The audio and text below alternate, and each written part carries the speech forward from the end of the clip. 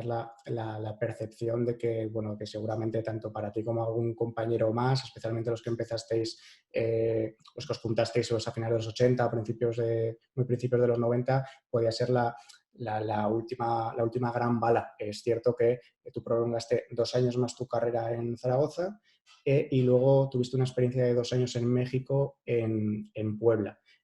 Por venir absolutamente al presente, tu mayor actualidad a día de hoy, además de que estés bien de salud, que es lo importante, es que acabas de publicar tu segunda novela, que se llama Angelópolis, y que quizá cerrando un poco el círculo de la primera, de la que se llama Torneo, que rememoraba o se podía situar de una manera bastante autobiográfica en tus primeros años en el fútbol.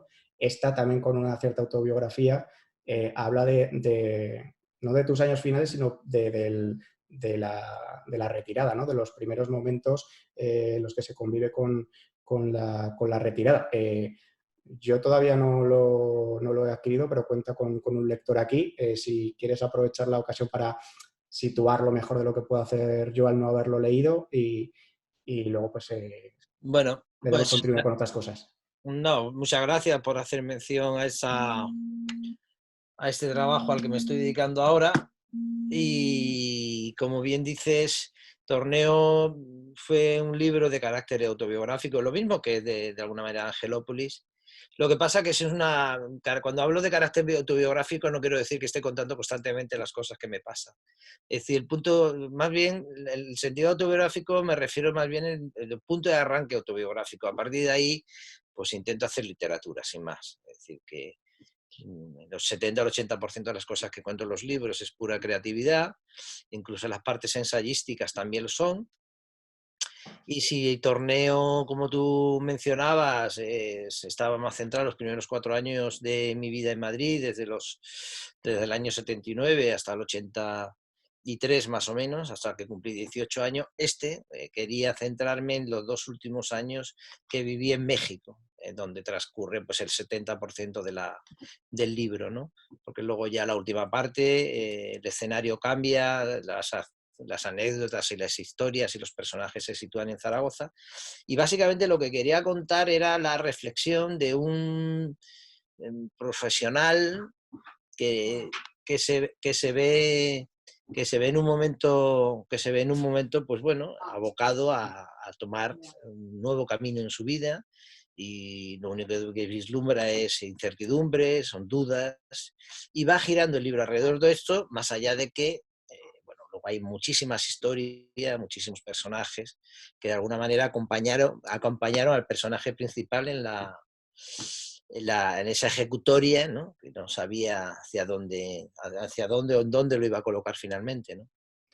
No, tenía una escaleta, un guión de 60 preguntas para la entrevista, que obviamente no te voy a hacer todas, porque aspiro a que me sigas hablando después de esta entrevista. Y ahora se me acaba de ocurrir una que no estaba, ¿no? Y que incluso se sale un poco de ese guión, pero que viene bien para el momento, porque hablas de la convivencia con la incertidumbre que tiene que vivir el futbolista profesional cuando se retira mayoritariamente.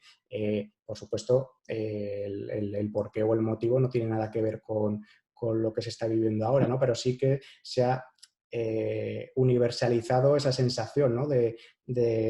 Actual de incertidumbre por parte de todos, prácticamente, te dediques a lo que te dediques o te toque vivir la realidad que te toque vivir. Desde esa experiencia previa que tú viviste, que compartes en el libro, ¿cómo se te ocurre que se puede manejar lo mejor posible la ansiedad que la incertidumbre provoca? Que al final es un hecho consustancial a la vida, porque la vida en sí misma es incertidumbre, pero nos incomoda mucho, ¿no? Como seres vivos, el rozarla. Bueno, pues precisamente a todo esto que acabas de pensar, de reflexionar, pues a eso intento darle una respuesta en el libro, ¿no? Es decir, las personas necesitamos seguridades en muchos aspectos. Necesitamos sentirnos sanos, o estar sanos, mejor dicho. Necesitamos sentirnos parte de algo, y tenemos la necesidad de vivir de acuerdo a una identidad, que en parte no la creamos nosotros, pero también nos la crea el contexto en el que nos toca vivir. El drama de los jugadores profesionales que tienen que abandonar su carrera con 32, 33, 34 años es justamente esa.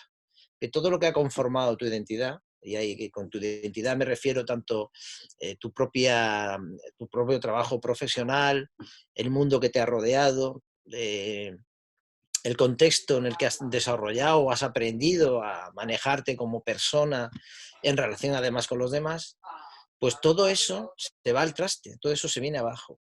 Sé que parece un planteamiento muy radical, pero es que ocurre. Pues de repente todo lo que ha constituido tu ser y tu razón de estar en el mundo, tu forma de estar en el mundo, de repente desaparece.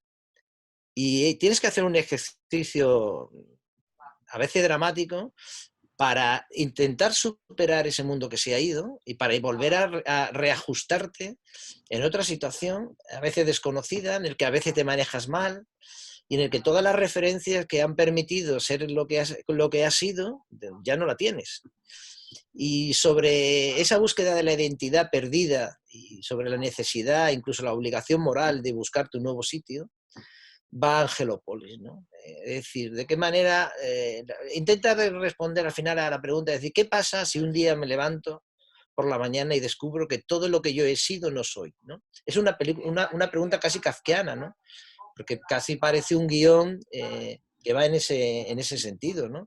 Es decir, yo ayer era alguien, era algo, que hacía algo, y de repente ya no lo puedo hacer, ya no me permite, o sea, la propia evolución de mi carrera ya no me permite poder hacerlo, ¿no? Siempre pongo el ejemplo, si una persona, un escritor con 30 años, 40 años, se levanta una mañana y le dicen ya no puedes seguir escribiendo, sino tal, pues sería muy complicado, ¿no? Para esa persona volver a hacerlo.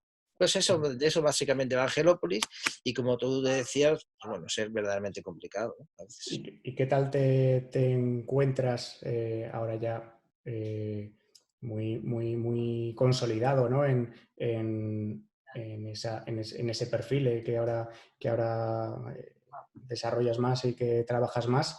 ¿Qué tal te encuentras? Porque desde creo que 2014 que dejaste la dirección deportiva del Real Madrid, donde estuviste 5 años, previamente también estuviste un periodo similar, bueno, como arquitecto jefe del Zaragoza que subió de segunda división y terminó ganando la Copa del Rey.